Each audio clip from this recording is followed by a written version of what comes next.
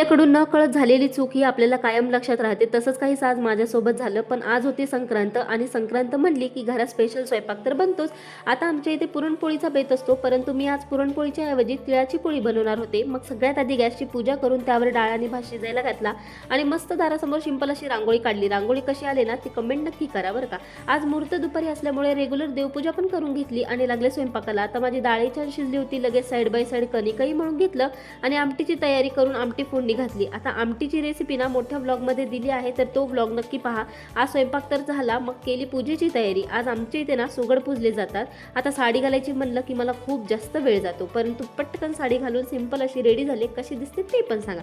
मग करून घेतली पूजा आणि 5 बायकांना वाणही दिलं. एवढं करेपर्यंत संध्याकाळ झाली की हे पण आले आणि मग आम्ही दोघांनी मस्त जेवण करून घेतले. ह्यांना कोंदीची पोळी फार जास्त आवडते. असो, आज संक्रांती दिवशी पिवळा कलर घालायचा नव्हता आणि आजच मी तो न कळतपणे घातला.